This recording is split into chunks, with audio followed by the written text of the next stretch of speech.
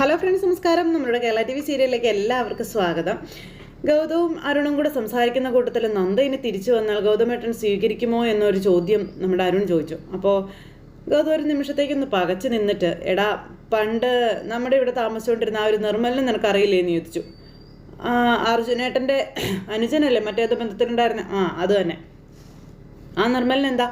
നന്ദ ഇപ്പോൾ താമസിക്കുന്നത് ആ നിർമ്മലിൻ്റെ കൂടെയാണെന്നും ഒരു കുട്ടിയുണ്ടെന്നും അത് പറഞ്ഞു. അവൾ പ്രസവിച്ച മകളാണ് ഗൗരി എന്നൊക്കെ പറയുമ്പോൾ അരുൺ ഞെട്ടി. ഇവിടുന്ന് നിന്ന് ഇറങ്ങിപ്പോകുമ്പോൾ നന്ദയുടെ കൈകൾ സ്വതന്ത്രമായിരുന്നു. ഇപ്പോൾ ഇടത്തു നിന്നും വലത്തു നിന്നും ഓരോരുത്തരും നന്ദയെ പിടിമുറുക്കിയിട്ടുണ്ടെന്നൊക്കെ ഇങ്ങനെ പറയുക. നിർമ്മലും ഗൗരിയും അവർ ഒരിക്കലും നന്ദയെ വിട്ടു തരില്ല. ഇനി നീ തന്നെ എന്നോട് പറ, പഴയ നന്ദയായിട്ട് നന്ദയ്ക്ക് ഇനി തിരിച്ചു വരാൻ പറ്റുമോ? അത് കേട്ടപ്പോൾ ഗൗതമേട്ടാ എന്നും പറഞ്ഞ അരുൺ ഒരു വിളി. പറ്റില്ല അരുൺ, പറ്റില്ല. അതറിയാവുന്നത് കൊണ്ടാണ് പ്രത്യേകിച്ചൊന്നും സംഭവിക്കാത്ത മട്ടിൽ ഇവിടെയുള്ളവർ ജീവിക്കുന്നതെന്നും പറഞ്ഞു. ഇതെല്ലാം കേട്ട് നമ്മുടെ അരുൺ ഇങ്ങനെ വണ്ടടിച്ച് നിൽക്കുമ്പോൾ ഗൗതം അങ്ങ് കയറിപ്പോയി. ഇത് കഴിഞ്ഞതിന് ശേഷം പിന്നെ അരുണും നിർമ്മലും കൂടെ കാണുക. അപ്പോൾ അരുൺ എന്നെ തേടി വരുമെന്ന് ഞാൻ സ്വപ്നത്തിൽ പോലും വിചാരിച്ചിരുന്നില്ല കേട്ടോ എന്ന് നിർമ്മൽ പറഞ്ഞു. ഓരോരോ ആവശ്യങ്ങൾ വന്നു കഴിയുമ്പോൾ ഓരോ മനുഷ്യരും മറ്റൊരു മനുഷ്യനെ തേടി ചെല്ലേണ്ടി വരുമല്ലോ എന്ന് അരുൺ അന്നേരം നിർമ്മലിനോട് ഇങ്ങനെ പറഞ്ഞു. എന്നെക്കൊണ്ട് സാധിക്കേണ്ട ഒരാവശ്യവും അരുണിനില്ല. തിരിച്ചും പറയാം, അരുണിൻ്റെ ഒരാവശ്യവും സാധിച്ചു തരാൻ എനിക്ക് പറ്റത്തുമില്ല. ശരിയല്ലേ എന്ന് നിർമ്മൽ എന്തേരം ചോദിച്ചു. അപ്പോൾ എന്താ, ഒരു മുൻകൂർ ജാമ്യമാണോ എന്ന് ചോദിച്ചു അരുൺ. മനസ്സിലായില്ല. അരുൺ എന്താ ഉദ്ദേശിക്കുന്നത്? ഞാൻ എന്ത് ചോദ്യം ചോദിച്ചാലും ഉത്തരം പറയാൻ താല്പര്യമില്ലാത്തത് കൊണ്ടെടുത്ത ജാമ്യം അതല്ലേ എന്ന് ചോദിച്ചു. അപ്പോൾ എന്ത് വേണമെങ്കിലും നിങ്ങൾക്ക് നിങ്ങളുടെ ഇഷ്ടത്തിന് വ്യാഖ്യാനിക്കാമെന്ന് പറയുമ്പം നിർമ്മൽ, പ്ലീസ്, നമ്മളിങ്ങനെ അങ്ങും ഇങ്ങും നിന്ന് സംസാരിച്ചാൽ ഒരിക്കലും എങ്ങും എത്താൻ പോകുന്നില്ല എന്നും എനിക്കൊരു ഉത്തരം വേണമെന്നും അരുൺ പറയുക. അത് തരേണ്ട ആൾ നന്ദയായിരുന്നു. അത് പറയാതെ നന്ദ ഒഴിഞ്ഞു മാറിപ്പോയെന്നും പറഞ്ഞു. അപ്പോൾ നന്ദ തന്നെയായിരുന്നു കൃത്യമായ ഓപ്ഷൻ. എന്നെ ഇതിൻ്റെ ഇടയിൽ പിടിച്ചിടേണ്ട യാതൊരു കാര്യമില്ലായിരുന്നു എന്ന് നിർമ്മൽ പറയുമ്പോൾ, ആരും നിങ്ങളെ എവിടെയും ബലമായി പിടിച്ചിട്ടിട്ടൊന്നുമില്ല നിർമ്മൽ. നിങ്ങൾ സ്വയം കയറി ചെന്നൊരിടവും അല്ലെങ്കിൽ ഇറങ്ങിപ്പോകുന്നതുമായിട്ടുള്ള ഒരു ഇടമാണിത്. നന്ദയുടെ ജീവിതം എന്ന് പറയുമ്പോൾ നമ്മുടെ നിർമ്മൽ ഞെട്ടി. അർജുനേട്ടനുമായിട്ടുള്ള മുഖസാദൃശ്യമാണ് നിങ്ങളെ ഇന്ത്യവരത്തിലേക്ക് കൂട്ടിച്ചേർത്തതെന്നും അവിടെ നിന്നും പിരിഞ്ഞു പോയ നിങ്ങൾ പിന്നീട് ഒരിക്കലും ആരുമായിട്ടും ബന്ധമൊന്നും പുലർത്തിയിട്ടുണ്ടായിരുന്നില്ല എന്നുമുള്ള കാര്യമൊക്കെ അരുൺ പറഞ്ഞു. നിങ്ങളെ സ്വന്തം മകനായി കണ്ട് സ്നേഹിച്ച സുമംഗലപ്പച്ചിയായിട്ട് പോലും ശരിയല്ലേ അതെന്നൊക്കെ ചോദിക്കുമ്പോൾ നിർമ്മൽ ഒന്നും മിണ്ടുന്നില്ല. അരുണാണെങ്കിൽ ഇങ്ങനെ ഓരോന്ന് ചോദിച്ചുകൊണ്ടിരിക്കുക. അപ്പോൾ അതിനൊക്കെ സമ്മതം മൂളുന്നുണ്ട്. പക്ഷേ കഴിഞ്ഞ 6 വർഷവും നിങ്ങൾ നന്ദയുമായി ഇടപഴകിയിട്ടുണ്ട്. ആ ശാന്തിപുരത്തെ വീട്ടിൽ മാത്രമല്ല, ഇങ്ങ് തിരുവനന്തപുരത്തെ വീട്ടിലും നിങ്ങളുടെ സാന്നിധ്യം ഉണ്ടായിരുന്നു ഇല്ലേ എന്ന് ചോദിക്കുമ്പോൾ, അരുൺ അത്യാവശ്യം നന്നായിട്ട് ഹോംവർക്കൊക്കെ നടത്തിയിട്ടുണ്ടല്ലോ എൻ്റെ കാര്യത്തിൽ എന്ന് നിർമ്മൽ അന്നേരം അരുണിനോട് ചോദിച്ചു. അപ്പോൾ ഇത് തമാശ അല്ല നിർമ്മൽ, നമ്മളാരും സ്കൂൾ കുട്ടികളൊന്നും അല്ല എന്ന് പറയുമ്പോൾ, ആണെന്ന് ഞാൻ പറഞ്ഞില്ലല്ലോ നിർമ്മൽ പറഞ്ഞു. പറയാതെയും ചിലതൊക്കെ മനസ്സിലാകും. കഴിഞ്ഞ 6 വർഷത്തെ നിങ്ങളുടെ സൈലൻസിൻ്റെ അർത്ഥം എന്തായിരുന്നു എന്ന് അരുൺ നിർമ്മലിനോട് ചോദിക്കുക. നന്ദ അവൾക്ക് മാത്രം കൺവിൻസിങ് ഉണ്ടാകുന്ന ചില കാരണങ്ങൾ കൊണ്ട് ഇന്ത്യപരവുമായിട്ടുള്ള ബന്ധം മുറിച്ചു. പക്ഷേ നിങ്ങൾക്കൊരിക്കലെങ്കിലും ഇന്ത്യപരംകാരെ വിവരം അറിയിക്കാമായിരുന്നില്ലേ എന്ന് ചോദിക്കുക. അറ്റ്ലീസ്റ്റ് നന്ദ ജീവിച്ചിരിപ്പുണ്ട് എന്നെങ്കിലും നിങ്ങൾക്ക് അറിയിച്ചുകൂടായിരുന്നു എന്ന് ചോദിക്കുമ്പോൾ, നന്ദ പറയരുത് എന്ന് എന്നോട് പറഞ്ഞിരുന്നു എന്ന് നിർമ്മൽ അന്നേരം അരുണിനോട് പറയുക. പിന്നെ നന്ദ പറയരുതെന്ന് പറഞ്ഞാൽ പിന്നെ ഞാൻ ഒരിക്കലും അത് ആരോടും പറയില്ല എന്ന് നിർമ്മൽ പറഞ്ഞു. ഓ, അത്രയ്ക്ക് ഗാഠമായ ബന്ധമാണോ എന്ന് ചോദിച്ചപ്പം അതേന്ന് നിർമ്മൽ അങ്ങ് പറഞ്ഞു കേട്ടോ. അത്രയ്ക്ക് ഗാഠമായ ബന്ധമാണ് ഞാനും നന്ദയും തമ്മിലുള്ളതെന്നും പറഞ്ഞു. ആ ബന്ധം നന്ദയുടെ മകളുമായിട്ട് നിങ്ങൾക്കുണ്ടോ എന്ന് അരുൺ നിർമ്മലിനോട് ചോദിക്കുമ്പോൾ നിർമ്മൽ ഞെട്ടി. പറയണം, നിങ്ങളുടെ രക്തത്തിൽ ജനിച്ചതാണോ ആ കുഞ്ഞ് എന്ന് അരുൺ നിർമ്മലിനോട് ചോദിക്കുമ്പോൾ നിർമ്മലിൻ്റെ രക്തം തിളയ്ക്കുന്നുണ്ട്. നിർമ്മൽ ഇങ്ങനെ കട്ടിച്ച് പിടിച്ച് നിൽക്കുക. പറയാനെന്നും പറഞ്ഞുകൊണ്ട് അരുൺ ഭയങ്കരമായിട്ട് അങ്ങ് ദേഷ്യപ്പെട്ടു. എന്താ, നിങ്ങൾക്ക് ഉത്തരവില്ലേന്ന് ചോദിക്കുമ്പോൾ, അരുൺ സാറേ, നമ്മൾ തമ്മിൽ വേണ്ടത്ര പരിചയമുണ്ടോ? ഇല്ല. അപ്പം പിന്നെ ചോദ്യങ്ങൾ ചോദിക്കുമ്പോൾ കുറച്ചൊക്കെ ശ്രദ്ധിക്കണ്ടേ എന്ന് ചോദിച്ചു. ചോദ്യത്തിലെ അശ്രദ്ധ ഉത്തരത്തിലെ ശ്രദ്ധ കൊണ്ട് തിരുത്താലോ നിർമ്മലിൽ നിന്ന് അരുൺ അന്നേരം നിർമ്മലിനോട് പറയണം. ആണോ അല്ലയോ, ഇതിലേതെങ്കിലും ഒന്നിൽ ഉറച്ചു നിന്നാൽ പോരേന്ന് ചോദിച്ചേ. അപ്പോൾ നീ വെച്ച വെള്ളം അതങ്ങ് വാങ്ങി വെച്ചേക്കാൻ പറഞ്ഞു. അതിന് വേവിക്കാൻ വെച്ച പരിപ്പും അങ്ങ് മാറ്റി വെച്ചേക്കാൻ പറഞ്ഞു. നന്ദയിൽ നിന്ന് കിട്ടേണ്ട ഉത്തരം നന്ദയിൽ നിന്ന് തന്നെ മേടിച്ച് എടുത്തോളണം. എന്നെ അതിലേക്ക് വലിച്ചിടണ്ട, മനസ്സിലായോ എന്ന് നിർമ്മൽ പറയുമ്പോൾ, നിർമ്മൽ, അതെ, ഇന്ത്യവരത്തിലെ ചോരയെ ഞാൻ കുറേ കണ്ടിട്ടുണ്ട്. പിന്നെ അവിടുത്തെ ചോറ് ഞാൻ ഒരുപാട് കുഴച്ചുണ്ടിട്ടുള്ളത് കൊണ്ടാണ് നേരെ ചെവിടുപ്പ് ഇങ്ങനെ തന്നെ ഇരിക്കുന്നത്. ഇല്ലെങ്കിലേ പഴുത്ത തക്കാളി പൊട്ടിക്കുന്നത് പോലെ പൊട്ടിച്ചേനെ മോനെ നിന്നെ ഞാനൊന്നും അരുണിനോട് നമ്മുടെ നിർമ്മല അങ്ങ് പറഞ്ഞിട്ട് അവിടെ നിന്ന് അങ്ങ് പോയി. അരുൺ ആകെ ധർമ്മസങ്കടത്തിൽ നിൽക്കും, ഇതിനൊന്നും ഉത്തരം കിട്ടിയൂല, ഇതെന്താ സംഭവം എന്ന്. ഇതെല്ലാം കഴിഞ്ഞതിന് ശേഷം പിന്നെ മോഹിനിയും അതുപോലെ തന്നെ നമ്മുടെ പവിത്രയും കൂടെ അവിടെ ഇരിക്കും. അപ്പോൾ പവിത്ര അമ്മേ എന്ന് പറഞ്ഞ് വിളിച്ചു. ഹോസ്പിറ്റലിൽ വന്നിരിക്കാം, ഞാനും കനകമ്മ ചേച്ചിയും കൂടെ വന്ന് ഡോക്ടറെ കണ്ടതാ, ഇനി 2 മാസം കഴിഞ്ഞ് വന്നാൽ മതി എന്ന് പ്രത്യേകം പറഞ്ഞു വിട്ടതാ, എന്നിട്ടിപ്പോൾ വീണ്ടും വന്നു എന്ന് പറഞ്ഞാൽ ഡോക്ടർ വഴക്ക് പറയത്തില്ലേ എന്ന് ചോദിച്ചു. അപ്പോൾ അതെന്തിനാ വഴക്ക് പറയുന്നത്, ചില സംശയങ്ങൾ തോന്നിയത് കൊണ്ട് വന്നതാണെന്ന് പറയണം. ഇപ്പോൾ സംശയിക്കേണ്ട കാര്യം എന്താണെന്ന് നേരം പവിത്ര ചോദിക്കുമ്പോൾ സംശയിക്കേണ്ട കാര്യങ്ങളൊന്നല്ല, പലതുണ്ടെന്ന് മോഹിനി അന്നേരം പറയാം. പവിത്ര ആയിരുന്നു ഉരുകാൻ തുടങ്ങി. പവിത്രയ്ക്ക് ടെൻഷനായി. അതെല്ലാം ഒരു തവണ വീട്ടിൽ വെച്ച് പറഞ്ഞാലേ പിന്നെ എപ്പോഴും പറയേണ്ട കാര്യമുണ്ടോ എന്ന് ചോദിച്ചു. അപ്പോൾ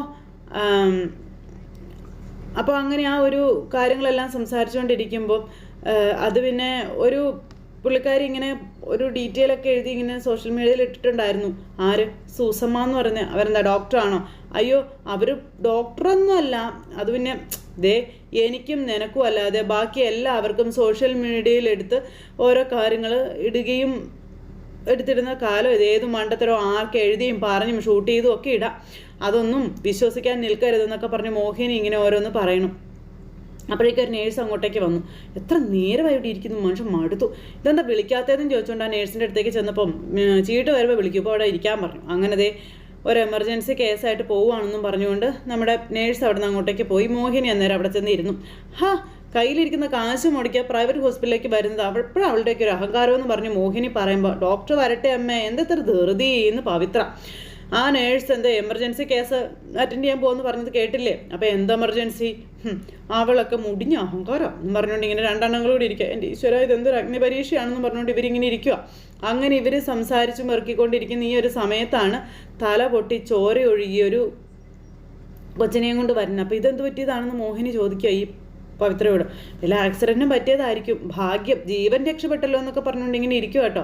അങ്ങനെ ഇവരിങ്ങനെ ഇരിക്കുമ്പം എന്നാലും ഇത് എന്തുമാത്രം രക്തം എൻ്റെ പവിത്ര എന്ന് പറഞ്ഞുകൊണ്ട് മോഹിനി. അപ്പോഴേക്കും മോഹിനിക്ക് പെട്ടെന്ന് തല കറങ്ങി. അപ്പോഴത്തേക്കും രക്തം കണ്ടത് മോഹിനിക്ക് തല കറങ്ങി വീണ് കഴിഞ്ഞപ്പോഴത്തേക്കും നമ്മുടെ പവിത്ര അവിടെ ഇരുന്ന ചേച്ചിയെ വിളിച്ചു. ഇങ്ങനെ എൻ്റെ അമ്മയ്ക്ക് തല കറങ്ങിയെന്ന് പറഞ്ഞു. അതിനിപ്പോൾ ഞങ്ങൾ എന്ത് വേണം, ഇതെൻ്റെ ഭർത്താവിൻ്റെ അമ്മയാണ്, അമ്മ ഈ അവസ്ഥയിലാക്കിയിട്ട് ഞാനൊരു ഡോക്ടറെയും കാണുന്നില്ലെന്നും പറഞ്ഞു പവിത്ര. അമ്മ വേഗം ഐസിയിലാക്കുക, എന്തെങ്കിലും ഒന്ന് ചെയ്യുമെന്നും പറഞ്ഞുകൊണ്ട് പവിത്ര. അയ്യോ അമ്മ എന്ന് പറഞ്ഞുകൊണ്ട് പവിത്ര ഇങ്ങനെ അവിടെ കിടന്ന് പറയുന്നു. എൻ്റെ പൊന്നമ്മയല്ലേ എന്നൊക്കെ പറഞ്ഞുകൊണ്ട് പവിത്ര ഇങ്ങനെ വിളിക്കുന്നുണ്ട്. അപ്പോഴത്തേക്കും പിന്നെ അവർ കൊണ്ടുവന്ന് അവിടെ കൊണ്ടുപോയി കിടത്തി മരുന്നൊക്കെ കൊടുത്തു, ഇതെല്ലാം സെറ്റ് ചെയ്തു. പിന്നെ നേഴ്സ് പറയുന്നുണ്ട് പവിത്രയോട് കുഴപ്പമൊന്നുമില്ല, ബോധം തെളിയുമ്പോൾ ബെല്ലടിച്ചാൽ മതി, വീട്ടിൽ പോകാവുന്നു. അങ്ങനെ അമ്മ ബോധം തെളിഞ്ഞു കഴിഞ്ഞപ്പോൾ ഞാൻ എന്ത് ചെയ്യും? അമ്മ ഉടനെ ഡോക്ടറെ കാണുമെന്നും പറഞ്ഞ് പ്രശ്നം ഉണ്ടാക്കുമല്ലോ, എങ്ങനെ ഞാൻ അമ്മ ഇവിടെ നിന്ന് കൊണ്ടുപോകും എന്നൊക്കെ ആലോചിച്ച് പവിത്ര ഇവിടെ നിൽക്കുക. ഈ സമയത്ത് ഗൗരി അവിടെ ഇരിക്കുമ്പോൾ നന്ദ കുഞ്ഞിന് പാലൊക്കെ ആയിട്ട് അങ്ങോട്ടേക്ക് വരിക. നന്ദു ഗൗരിക്കുട്ടി വാ എന്ന് പറഞ്ഞ് വിളിച്ച്. നല്ല കുട്ടികൾ എന്ത് ചെയ്യും പറ? അത് തന്നെ നല്ല കുട്ടികൾ രാവിലെ പാല് കുടിക്കും, അതുപോലെ മിടുക്കിയായിട്ടിരിക്കും. എന്നാൽ അമ്മയുടെ മിടുക്കി കുട്ടി പാല് കുടിക്കും. അമ്മ ബ്രേക്ക്ഫാസ്റ്റ് ഉണ്ടാക്കിക്കൊണ്ട് വരാം എന്ന് പറഞ്ഞുകൊണ്ട് നന്ദ ബ്രേക്ക്ഫാസ്റ്റ് ഉണ്ടാക്കാനായിട്ട് അങ്ങോട്ടേക്ക് അങ്ങ് പോവുക കേട്ടോ. ഈ സമയത്ത് ഗൗരി, നന്ദു എന്താ വരാത്തത്? ഇനിയിപ്പോൾ നന്ദു ഇങ്ങോട്ട് വന്നില്ലെങ്കിൽ എന്താ ചെയ്യുക? ഒന്ന് വിളിച്ചു നോക്കിയാലോ അവനെ. ഇനി അവനെ കാണാത്തതുകൊണ്ട് ഞാൻ വിളിച്ചില്ലെന്നും പറഞ്ഞ് അവന് സങ്കടമായാലോ എന്നും പറഞ്ഞുകൊണ്ട് ഗൗരി ഫോൺ എടുത്ത് വിളിക്കുക. ഗൗരി ഫോൺ വിളിച്ചപ്പോൾ നന്ദു എടുത്തു.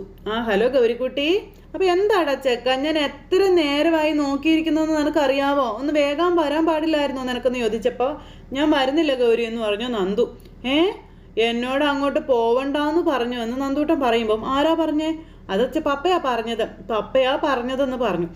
പപ്പ ഭയങ്കര ദേഷ്യത്തിലാണെന്നൊക്കെ പറയുമ്പോൾ നിന്റെ പപ്പയ്ക്ക് ഇത് എന്താ, ഓരോ ദിവസവും ഓരോ കാരണം ഉണ്ടാക്കി പിണക്കുവാണല്ലോ എന്ന് ഗൗരി.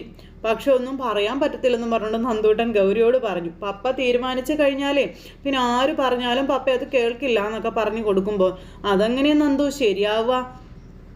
നിന്റെ റേസിംഗ് ഒക്കെ അടുത്ത് വരുമല്ലേ എന്നൊക്കെ ചോദിച്ചു. അപ്പം നിനക്ക് പ്രാക്ടീസ് വേണ്ടെന്നൊക്കെ കൊച്ച് ചോദിക്കുക. പപ്പയോട് നീ പറ, റേസ് കഴിഞ്ഞിട്ട് ഞങ്ങളോട് മിണ്ടിയാൽ മതിയെന്ന് പറ, അതുവരെ ഇവിടെ വന്ന് പ്രാക്ടീസ് ചെയ്യണം, ഒരു കാര്യം ചെയ്യക്കൊണ്ട് വിടാൻ പറയാൻ പറഞ്ഞു. അപ്പോൾ ഡോക്ടർ ആൻറ്റി വലിയ ഓഫീസറല്ലേ, ഡോക്ടർ ആൻറ്റിയേക്കാളും വലിയ ഓഫീസർ ആയതുകൊണ്ടാണ് ഡോക്ടർ ആൻറ്റി പറഞ്ഞാലൊന്നും പപ്പ കേൾക്കാത്തതെന്ന് നന്ദു. അപ്പോൾ നീ വരില്ലേ നന്ദു? അപ്പോൾ വരാൻ പറ്റില്ലെന്നേ, നിനക്കിപ്പോൾ സങ്കടമൊന്നും ഇല്ലേ? അപ്പോൾ സങ്കടമേ ഉള്ളൂ എന്ന് കൊച്ചിങ്ങനെ പറഞ്ഞു. അങ്ങനെ അങ്ങുമ്പര് രണ്ടുപേരും കൂടെ അങ്ങോട്ടും ഇങ്ങോട്ടും സംസാരിച്ചുകൊണ്ടിരിക്കുന്നു. പിന്നെയും പവിത്രയെ കാണിക്കുന്നത്. അപ്പോൾ മോഹിനി പെട്ടെന്ന് കണ്ണ് തുറന്നു. കണ്ണു തുറന്നപ്പോൾ അയ്യോ ഞാനത് എവിടെ, എനിക്കെന്താ പറ്റിയെന്ന് ചോദിച്ചു. അത് പിന്നെ അമ്മ തല കറങ്ങി വീണതാ, ബ്ലഡ് കണ്ടപ്പം നമുക്ക് വീട്ടിൽ പോകാമെന്ന് പറഞ്ഞു. അല്ല അമ്മ ഇപ്പോൾ ഒബ്സർവേഷനിൽ ഇവിടെ കിടക്കാൻ കുറച്ച് കഴിയുമ്പോഴേ പോകാൻ പറ്റുള്ളൂ എന്ന് പറഞ്ഞു. എന്ത് ഒബ്സർവേഷൻ, നീ വന്നേ നമുക്ക് ഡോക്ടറെ കാണാമെന്ന് പറഞ്ഞു മോഹിനി ചാടി എഴുന്നേൽക്കുമ്പോൾ വേണ്ട ഞാൻ ഡോക്ടറെ കണ്ടു അമ്മയെന്ന് പറഞ്ഞു പവിത്ര പറയുക. അപ്പോൾ പവിത്ര ഇല്ലാത്ത നുണയല്ല മോഹിനിക്ക് പറഞ്ഞ് കേൾപ്പിച്ചു കൊടുക്കുകയാണ്. ഒരു കുഴപ്പവും ഇല്ല, 2 മാസം കഴിഞ്ഞ് വന്നാൽ മതിയെന്നാണ് പറഞ്ഞതെന്നൊക്കെ പറഞ്ഞു. അപ്പോഴേക്കും നന്ദ കൊച്ചിനുള്ള ആ ഒരു ബ്രേക്ക്ഫാസ്റ്റൊക്കെ ഉണ്ടാക്കിക്കൊണ്ട് വന്നു. അപ്പോൾ ഇതുവരെ കൊച്ചു പാല് കുടിച്ചിട്ടില്ല. അപ്പോൾ നീ ഇത്രയും നേരമായിട്ട് പാല് കുടിച്ചില്ലല്ലേ എന്ന് ചോദിച്ചിട്ട് നന്ദ ദേഷ്യപ്പെടുമ്പോൾ ഞാൻ നന്ദുവിനെ വിളിക്കായിരുന്നു അമ്മേ. അങ്ങനെ നോക്കുവാ നന്ദ. അവൻ പ്രാക്ടീസിന് വരുന്നില്ലെന്നാ പറഞ്ഞത്. അതെന്താ വരുന്നില്ലാത്ത? അവൻ്റെ പാപ്പായ്ക്ക് പിന്നെയും ദേഷ്യം തുടങ്ങിയെന്ന്, അവനോട് പോവണ്ടെന്ന് പറഞ്ഞു എന്ന്. അപ്പോൾ നന്ദയ്ക്ക് കാര്യം മനസ്സിലായി. ഇനി അത് തീരാതെ അവനെ വിടാനൊന്നും പോകുന്നില്ല, അതല്ലേ പതിവ്. അപ്പോൾ റേസിന് ഇനി അധികം ദിവസമൊന്നും ഇല്ലല്ലോ, പ്രാക്ടീസ് ചെയ്യാതെ എങ്ങനെ ജയിക്കും? അവൻ്റെ പപ്പയെ പ്രാക്ടീസ് ചെയ്യിപ്പിക്കുമെന്ന് പറഞ്ഞുവെന്നും പറഞ്ഞുകൊണ്ട് ഇങ്ങനെ പറയാം. പപ്പയ്ക്ക് ട്രെയിനിങ് കിട്ടിയതാണത്രേ. എൻ്റെ ഈശ്വര നന്ദുവിന് വെറും ഫിസിക്കൽ ട്രെയിനിങ് അല്ലല്ലോ വേണ്ടത്. നന്ദുവിൻ്റെ എന്ത് ഇവരൊക്കെ ഇങ്ങനെ തുടങ്ങുന്നത് അറിയാതെ ഗൗതം സാർ ഇത് എന്തൊക്കെ ചെയ്യുന്നേ എന്നൊക്കെ പറഞ്ഞുകൊണ്ട് ഇങ്ങനെ നമ്മുടെ നന്ദ മനസ്സിൽ ചിന്തിക്കുക. അപ്പോൾ അങ്ങനെ പറഞ്ഞുകൊണ്ടിരിക്കുമ്പം ഞാനൊരു കാര്യം അമ്മയോട് പറയട്ടെ. അപ്പം എന്താ അമ്മേ? അതെ, നന്ദു ഒരിക്കലും ഈ റേസിൽ വിൻ ചെയ്യാൻ പോകുന്നില്ല എന്ന് ഗൗരി പറയുമ്പോൾ മോളെ നീ എന്താ ഇങ്ങനെയൊക്കെ പറയുന്നതെന്ന് നന്ദ ചോദിച്ചു. അപ്പോൾ സത്യം അമ്മേ ഞാൻ പറയുന്നതെന്ന് ഗൗരി അന്നേരം നന്ദയോട് പറഞ്ഞു. നന്ദുവിൻ്റെ പപ്പയുടെ വാശിയുണ്ടല്ലോ, അവനെ തോപ്പിക്കുമെന്ന് പറഞ്ഞോട്ട് ഗൗരി ഇങ്ങനെ നന്ദയോട് പറഞ്ഞു. നന്ദയ്ക്ക് അതിനേക്കാളും വലിയ ധർമ്മസങ്കടമായി. ഭയങ്കരമായിട്ട് ദേഷ്യവും വരുന്നുണ്ട് ഗൗതത്തിനോട്. അങ്ങനെ നന്ദ എന്ത് ചെയ്യണമെന്ന് ആലോചിച്ച് ഇങ്ങനെ നിൽക്കും. അപ്പോൾ നന്ദയോടുള്ള വാശിക്കാണെന്നുള്ള ഇത് മനസ്സിലാക്കിക്കൊണ്ടാണ് നന്ദ അവിടെ നിൽക്കുന്നത്. ഇത് കഴിഞ്ഞ് പിന്നെ പവിത്ര എന്ന് കനകമ്മയോട് വിവരങ്ങളെല്ലാം പറയുക. കനകമ്മ നിന്ന് ചിരിയും കളിയാക്കലും ചിരിയും ഒക്കെ ആയിട്ട് ഇങ്ങനെ നിൽക്കുന്നു. അപ്പോൾ അങ്ങനെ ഒരു മരുന്നിൻ്റെ കാര്യമൊക്കെ പറയുന്നത് പവിത്രയോട് കഴിക്കാനായിട്ട്. അപ്പോൾ കുഞ്ഞ് പോയെന്നുള്ള രീതിയിൽ നിൽക്കും. എന്തായാലും നീ ആ മരുന്ന് കഴിക്കുക എന്നൊക്കെ പറഞ്ഞു. അപ്പോൾ അതേ പവിത്രയ്ക്ക് എന്തൊക്കെയോ വിഷം കലക്കി കൊടുക്കുന്ന കാര്യമൊക്കെ ഇങ്ങനെ പറഞ്ഞുകൊണ്ട് ഇങ്ങനെ ഇരിക്കുക. അങ്ങനെ പവിത്രയെ ഒരു വശത്ത് ഒതുക്കി കൂട്ടാനായിട്ടുള്ള പരിശ്രമങ്ങൾ കനകമ്മ നടത്തിക്കൊണ്ടിരിക്കുക. അങ്ങനെ പവിത്രയുടെ കാര്യത്തിന് ഏകദേശ തീരുമാനങ്ങളും കാര്യങ്ങളൊക്കെ ആയി. അപ്പോഴത്തേക്ക് മോഹിനി അങ്ങോട്ടേക്ക് വന്നു. ഇവർ തമ്മിൽ സംസാരിക്കുന്നത് കണ്ടുകൊണ്ട് നീ വിശേഷം അറിഞ്ഞു എന്ന് ചോദിച്ചു. ഏറ്റവും വലിയ വിശേഷം വയറ്റിൽ കിടക്കുന്നത്, ഇതിനപ്പുറം ഇനി എന്ത് വരാനാണെന്ന് കനകമ്മ എന്തേലും ചോദിച്ചു. അപ്പോൾ അതല്ല തള്ളേ, നിങ്ങളൊരു കാര്യം പറയാൻ സമ്മതിക്കാതെ ഇങ്ങനെ നടുക്കേറി നിൽക്കുന്ന എന്തിനാണെന്ന് ചോദിക്കുമ്പം പാവം ജനിച്ചു പോയില്ലേ കൊച്ചമ്മേ, ജീവിച്ചോട്ടെ ഒരു പാവം. മിണ്ടാതെ അങ്ങനെ നിന്നോളണം. ശരി ഓക്കെ എന്നും പറഞ്ഞ് കനകമ്മ നിൽക്കും. അപ്പം അമ്മ എന്തായി പറയുന്നത് വിശേഷം? നിന്റെ അച്ഛൻ വരുന്നുണ്ടെന്ന്, വയറ്റിക്കണ്ണിയായിരിക്കുന്ന മോളെ കാണാനായിട്ട്. അപ്പോൾ പവിത്ര വല്ലാണ്ടായിട്ട് നിൽക്കുക.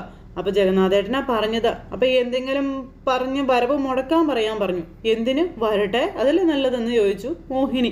ഇന്ത്യ ഭരത്തിൻ്റെ അനന്തരാവകാശിയെ നിന്റെ വയറ്റിൽ കിടക്കുന്നത്, ആ അവകാശിയുടെ മുത്തശ്ശനാ വരാൻ പോകുന്നത്. ആ ആദരവും ബഹുമാനവും ഇവിടെ എല്ലാവരും കൊടുക്കണമെന്ന് ഞാൻ പറയത്തുള്ളൂ. മുമ്പ് അച്ഛൻ വന്നപ്പോൾ ഇവിടെ ബഹളം ഉണ്ടാക്കി അമ്മ തന്നെയാണോ ഇപ്പോൾ ഇതൊക്കെ പറയുന്നത്? ആ സാഹചര്യമാണോ ഇപ്പോൾ ഉള്ളത്? സാഹചര്യം മാറുന്നതിനനുസരിച്ച് നമ്മൾ മാറണ്ടേ എന്നൊക്കെ ചോദിക്കുന്നു നമ്മുടെ മോഹിനി. അങ്ങനെ മാറുന്ന ജീവിക്ക് വിളിക്കുന്ന പേര് ഓന്തെന്നാണെന്ന് കനകമ്മ പറയുമ്പോൾ നിങ്ങളെന്നെ ഓന്തെന്ന് വിളിച്ചതാണോ എന്ന് ചോദിച്ചു മോഹിനി. അയ്യോ ഒരിക്കലും ഇല്ല, ഒരു പച്ച സത്യം ഞാൻ പറഞ്ഞതാണെന്ന് പുള്ളിക്കാരി. അപ്പോൾ വെറുതെ ഇരിക്കുന്നതിൻ്റെ കുത്തലാ നിങ്ങൾക്ക്. പിന്നെ പത്രമോളെ നിന്റെ തുണികളൊക്കെ ഇങ്ങെടുത്ത് അലക്കാനുള്ളതൊക്കെ എടുക്കാൻ പറഞ്ഞു. അങ്ങനെ മോഹിനി ഭയങ്കരമായിട്ട് സ്നേഹിച്ച് കൊല്ലുവാണ് നമ്മുടെ പവിത്രയെ. എന്നിട്ട് പവിത്ര മാറിയിട്ടിരിക്കുന്ന ഡ്രസ്സ് എടുത്തുകൊണ്ട് വന്ന് കനകമ്മയുടെ കൈ കൊടുത്തു. ഇതൊക്കെ കഴുകി നനച്ചിടണമെന്ന് പറഞ്ഞു. അപ്പം തന്നെ അങ്ങ് ചെയ്താൽ മതി എന്ന് മോഹിനിയോട് കനകമ്മ അന്നേരം പറഞ്ഞു. ഇത് കേട്ട് പവിത്രയൊക്കെ അന്തം വിട്ടിങ്ങനെ നിൽക്കുക. മോഹിനിയോട് ഭയങ്കര ദേഷ്യത്തിൽ കനകമ്മ ഇങ്ങനെ പറയുക കേട്ടോ. അപ്പോൾ വേണ്ടമ്മ ഞാൻ നൽകിക്കോളാം എന്നും പറഞ്ഞുകൊണ്ട് നമ്മുടെ പവിത്ര പറയുമ്പോൾ വേണ്ട ഇങ്ങനെ ഇരുന്നുകൊണ്ട് നീ തുണി അലക്കണ്ട ഞാൻ നൽകിക്കോളാം എന്നും പറഞ്ഞുകൊണ്ട് മോഹിനി തുണിയായിട്ട് പോയി. പവിത്ര ആകെ പെട്ട് നിൽക്കുന്നു. പിന്നെ മോഹിനി അവിടെ കിടന്ന് തുണി അലക്കുക. കനകമ്മയാണെങ്കിൽ ചെന്ന് മോഹിനിയെ ചൊറിഞ്ഞുകൊണ്ട് ഇങ്ങനെ ഇരിക്കുന്നു. അപ്പോൾ അങ്ങനെ ഇവർ തമ്മിൽ ആ ഒരു വഴക്കും കാര്യങ്ങളും തുണി അലക്കവും ഒക്കെ ആയിട്ടിരിക്കുന്നിടത്ത് ഇന്നത്തെ കഥ അവസാനിച്ചു. അപ്പോൾ എല്ലാവരും കാത്തിരുന്ന് കാണണം കേട്ടോ. എല്ലാവർക്കും നല്ലൊരു ദിവസം ആശംസിക്കുകയാണെങ്കിൽ അടുത്ത സൂപ്പർ ഹിറ്റ് കഥയുമായി കാണുന്നത് വരെ എല്ലാവർക്കും നന്ദി.